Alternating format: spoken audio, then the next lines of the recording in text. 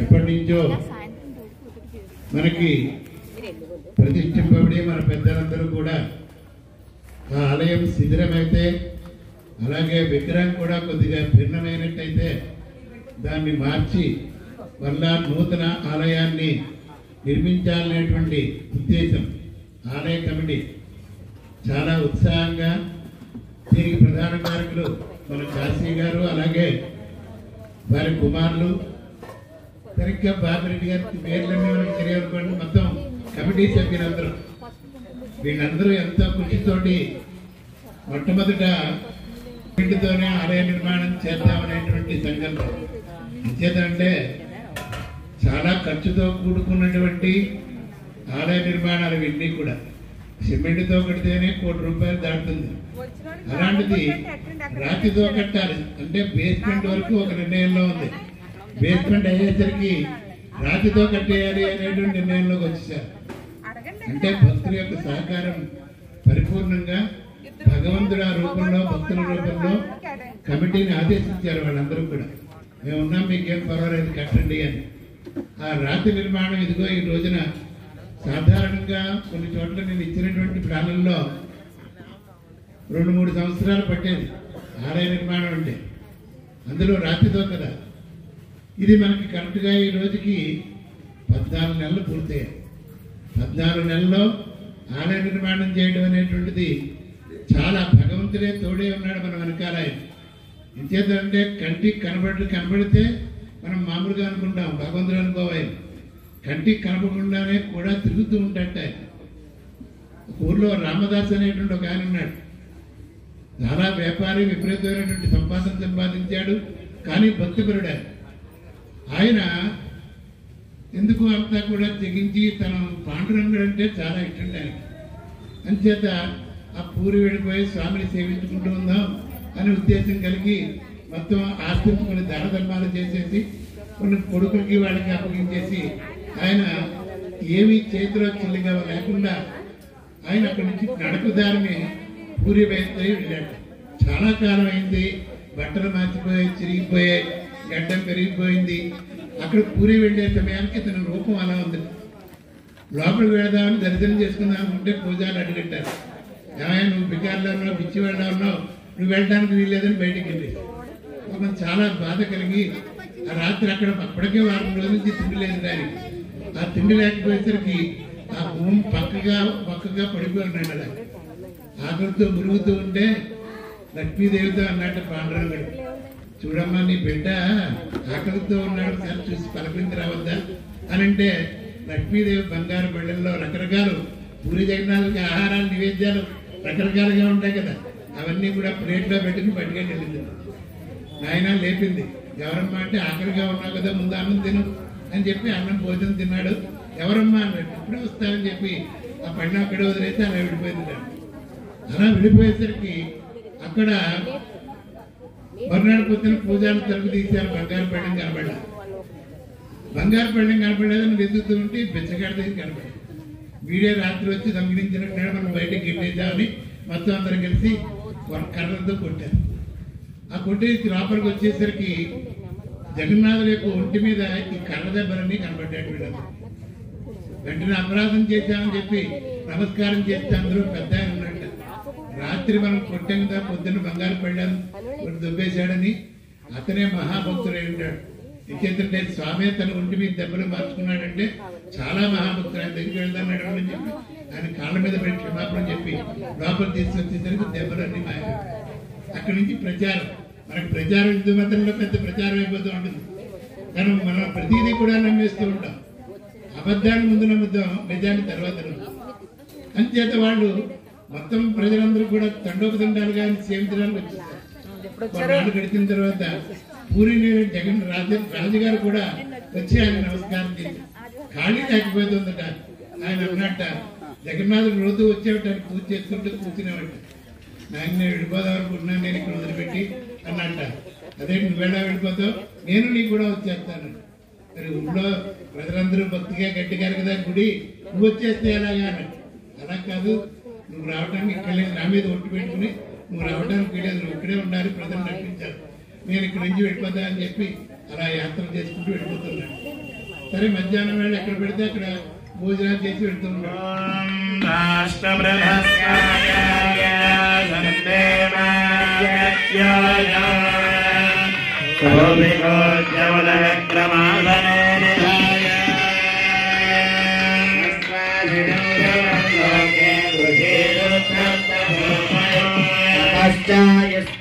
లోకే మస్తు దేవరమం బలో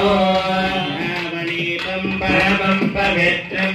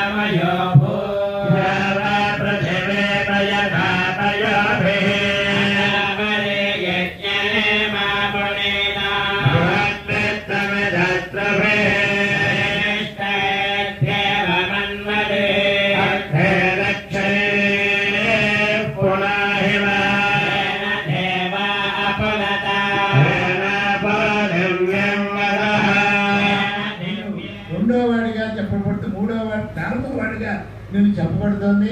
అటువంటి అలాగే ఉత్తర దిక్కుకి పడమర దిక్కుకి మధ్యలో ఉండేటువంటి విదుక్కుల్లో నిన్ను వాయుదేవుడిగా అక్కడ ఆవాహన చేస్తూ వాయువుగా నువ్వు సంచరిస్తూ ఉంటావు. అలాగే అనేక పేర్లన్నీ కూడా ఆయనకు ఉన్నాయి. అటువంటి వాయుదేవుడిని కూడా అక్కడ ఆరాధన చేసి ఆవాహన చేసి అర్చన చేస్తున్నారు ఆచార్యుడు. ఉత్తర ద్వారే శుభ్రవర్ణం కేసరీ గ్రేవ పృష్ఠమస్వాహన సహిత కుబేరత్వజబలం కృత్య అధర్మణ వేదేన పటసాకాయాం ఉత్తరద్వారం విహరేతో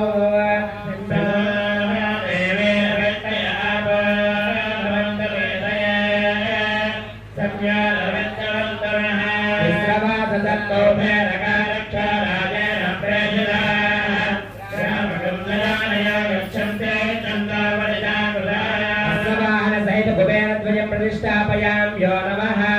उत्तरद्वारे दक्षिणवामशाखामूले राम सुराम नामक सुगन्धद्रव्यजलपूर्णपूर्णं तद्वयं ददाय विजयाय नमः विजयाय नमः प्रार्थनाय तोरणाय नमः भूर्भुवस्वर्लवमालाभ्यां दातृत्वष्टनामादित्यैः कलियुगेन अधर्मणवेदेन लक्ष्या विश्वक्सेन परिवृतं विष्णुमञ्चयेतु अभ्यर्च्य రాజరాజో ధనాధ్యక్షం కుబేర విశ్రవస్సుత విశ్వామిత్రుడి యొక్క కుమారుడైనటువంటి ఆ కుబేరుని కూడా బ్రహ్మావిష్ణు మహేశ్వరులందరూ కూడా ఉత్తర దిక్కుగా అధిపతిని చేసి నవనిధులు అనేటువంటి నిధులను వారందరికీ కూడా ఇచ్చి ఎవరైతే నిన్ను కొలుస్తారో వారికి ఆ నువ్వు ధనాన్ని ఇచ్చేటట్టుగా దాన్ని అనుగ్రహించారు. ఆఖరికి మన కలియుగ వల్ల లేనటువంటి వెంకటేశ్వరుడు కూడా అప్పుగా ఇచ్చినటువంటి ధనాధిపతి ఆయన.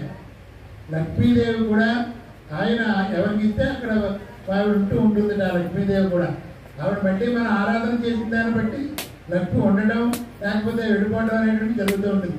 అటువంటి 9 ఊరికి అధిపతి చేస్తూ ఆ కుబేరుడి ఉత్తర దిక్కుకి కుబేరుడిగా ఆయన్ని ఆహ్వానం చేసి అర్థవారంతైతుడై ఖడ్గారుడై అయినటువంటి ఆ కుబేరుడిని ప్రధానమంత్రి చేత అలాగే ఉత్తర దిక్కు ద్వారాన్ని అరణవేద ద్వారంగా ఆవిష్కరింపజేసి అక్కడ ఆరాధన చేసి అర్చన చేస్తున్నారు ఆచార్య గురించి.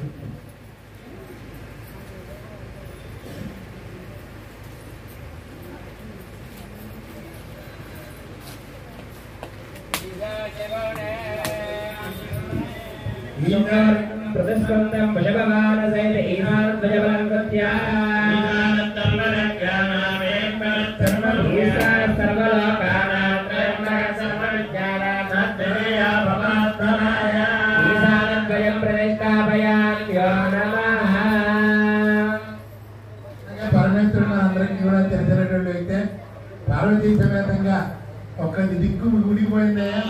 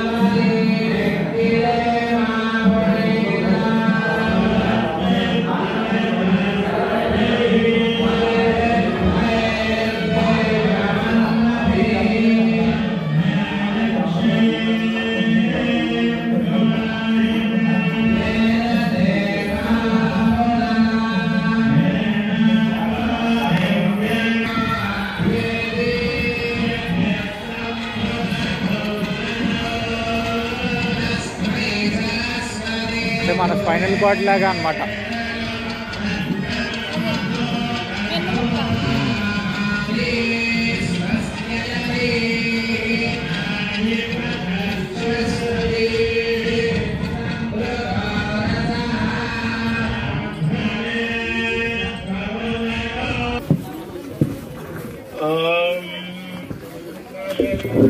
सन्नो देवेन वेदय आवो भवन्तु वेदय संयोरभिस्रवन्तु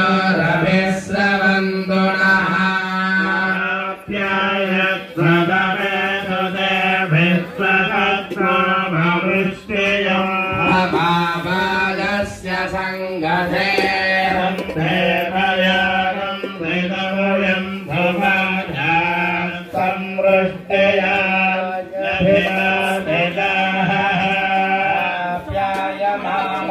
अमृताय कामधिवित्रवाग सत्तमानिधिस्वाय पृथिव्यां पयोदभिर्भवया दिव्यं तरिक्षेपयोधा यस्वते प्रतिशन्तु मह्यम् सम्मासुजा विमयवाग्रुदनदं वासुगाम्यमोदधिभिः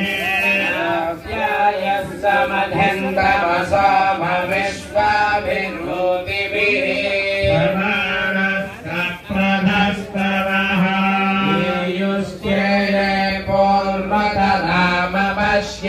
युच्छन्ते मुषसम्मर्यासः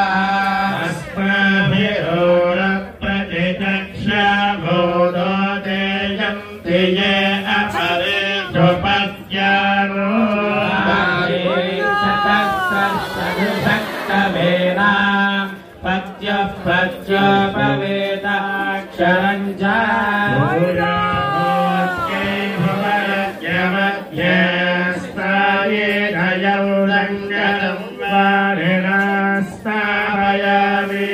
निद्रावन्नाकारसञ्जित्नादश्वस्य वादिनः पुरभितो मुखाकरत्प्रणहायोगं चिदारिषतो आदधिक्राशवसान्नगृह्ये सूर्यमज्योतिषामस्तदाना भात्यं वा भृणग्रुमद्भातभिमा भजागुंसि पुंसश्रुतिषत्वसुरन्दरिक्षसद्भोतावे दिशततिधिद्धुरो रसदो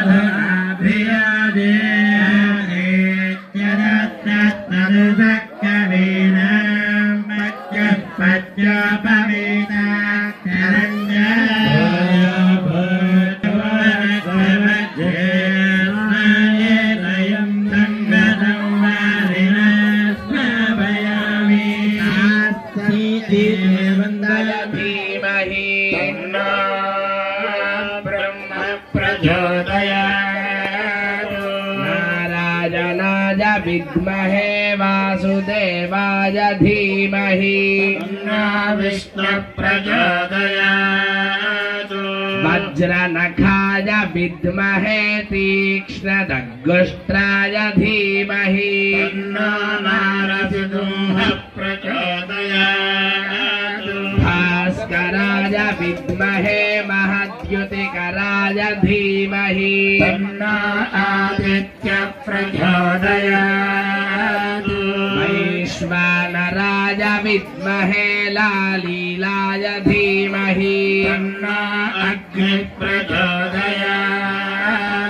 कात्यायनाय विद्महे कन्याकुमारी धीमहि तन्नो सूर्य प्रचोदयात् सहस्रबलमा देवी शतमूला शताङ्कुरा सर्वतो हरतु मे पापं दूर्वा दुष्टप्रणाशने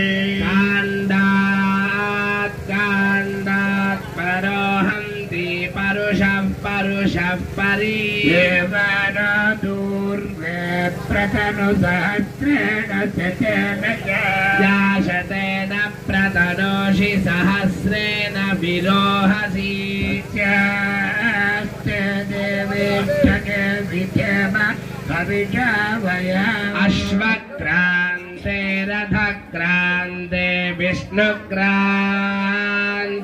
वसुन्धरा धारयिष्यामि वक्षस्यमां पदे पदे भूमिर्ध्ये निर्धरणी लोकधारिणी उद्धृता शिवरागेण कृष्णेन शतबाहुना मृत्तिके हनमे पापं यन्मया दुष्कृतं कृतम् मृत्तिके ब्रह्मदत्तादिखाद्यपेनाभिमन्त्रिता मृत्तिके देहि मे पुष्टिं त्वदि सर्वं प्रतिष्ठितम् मृत्तिके प्रतिष्ठिते सर्वं तन्मे निर्नुद मृत्तिके तया हतेन पापेन गच्छामि परमां गतिम् यत इन्द्रभयामहे ततो नो अभयं कृधि मघवञ्चग्धितवतन्न ओदजे विद्विषो विमृधो जहि स्थिता विसत्पतिर्वृत्रः विमृधोऽवसि वृषेन्द्रः पुर एतुन स्वस्तिता अभयङ्करः किमकिन्द्रावृद्धस्रवा स्वस्य नः पूषा विश्ववेदाः स्वस्ति नस्तार्क्ष्यो अरिष्टनेमे स्वस्ति नो बृहस्पतिर्दधातु आपान्दमन्युस्त्रुफलप्रभर्मातु नित्यमेव चरुभागो अर्हीषि सोमो विश्वान्यतसावनानि नार्वागिन्द्रं प्रतिमानानि देभुः ब्रह्मज्ञानं प्रथमं पुरस्ताद्विचेमतः सुरुचो वेन आवह स बुद्ध्रिया उपमा अस्य विष्ठा सतश्च योनिमसतश्च विवहा पृथिवी भवान् रुक्षरा निवेदने यच्छानः शर्म सप्रधाः गन्धद्वारां दुराधर्षां नित्यपुष्टाङ्करीटिणे ईश्वरी गो सर्वभूतानां दामिहोपपये श्रियम् श्रीर्मे भजतु अलक्ष्मीर्मे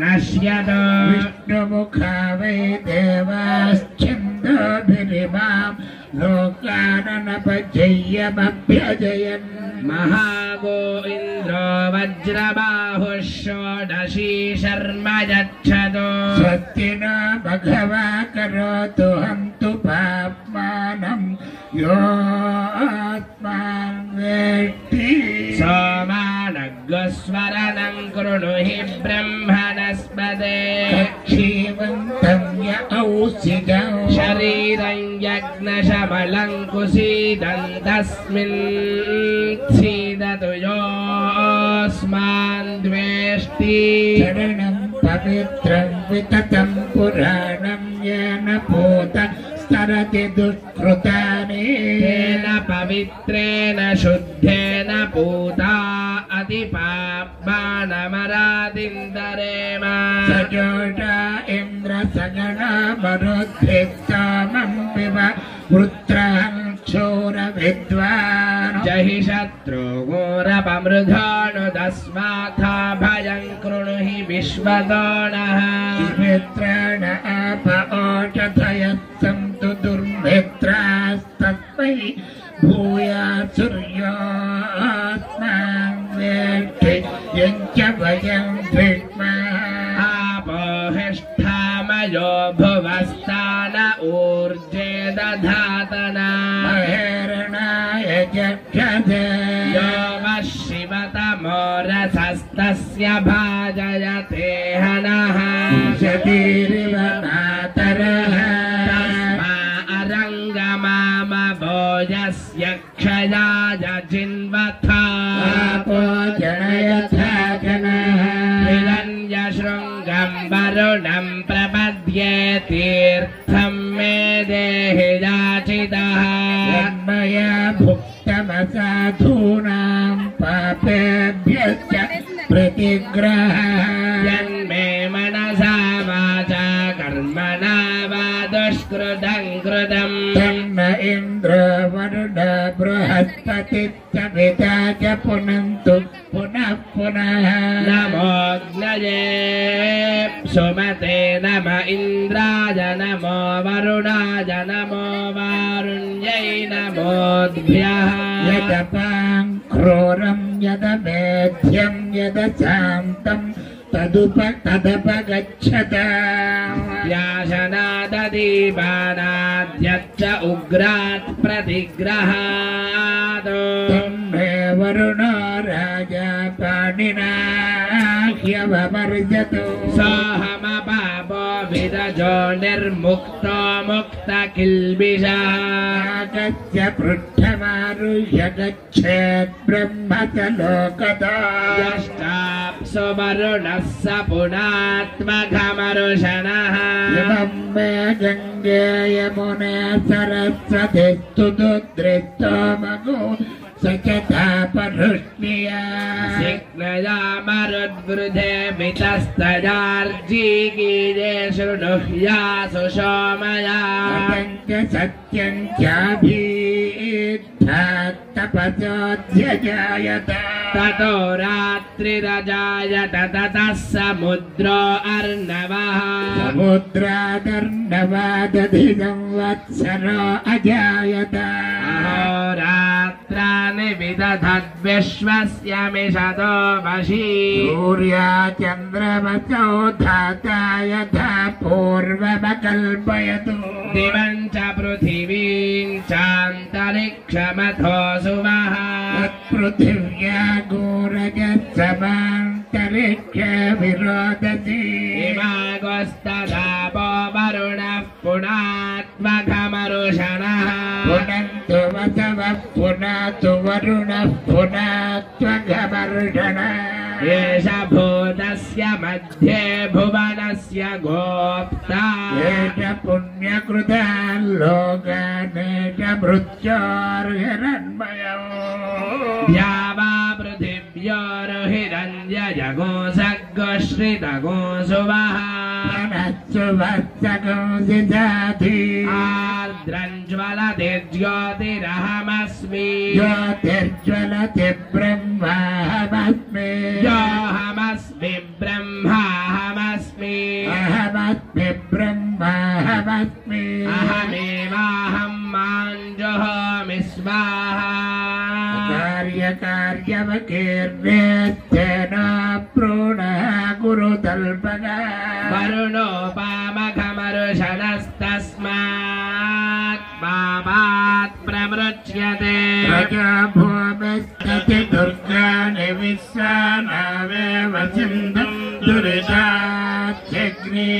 तामग्निवर्णां तवसा ज्वलन्तीं भैरोचनीं कर्मफलेषु जुष्टाम् दुर्गां देवीं शरणमहं प्रपद्ये सुतरसितरसे नमः अग्ने त्वं पारयानव्यो अस्मान् स्वस्तिभिरति दुर्गाणि विश्वा ओश्च पृथ्वी बहुला न उर्वे भवतो गायत्तनयाय गम्यो पुष्पानिनो दुर्गः जातवेदः सिन्धुन्ननावातुलितानि वर्षि अग्ने अत्रिवन्मनसा गृहाणो अस्माकं भोज्यवितातनूना मृगनाजितगो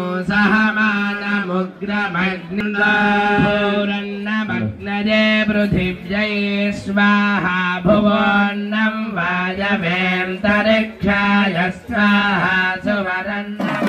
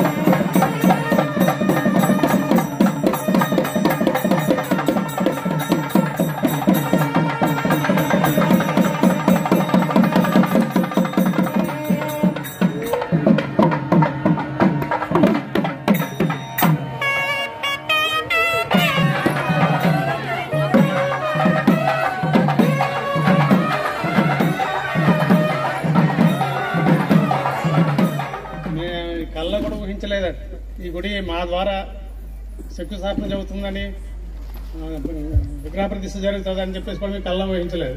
అలాంటిది రంగాచారి గారి ద్వారా కమిటీ మెంబర్లు మమ్మల్ని వెతుక్కుంటూ వచ్చి మాకు ఈ అవకాశం కల్పించినందుకు పేరు పేరున ఏకేరు ప్రజలకి మరియు కేశవ స్వామి భక్తులకి ఆంజనేయ స్వామి భక్తులకి పేరు పేరున కృతజ్ఞతలు తెలియజేసుకుంటున్నాం.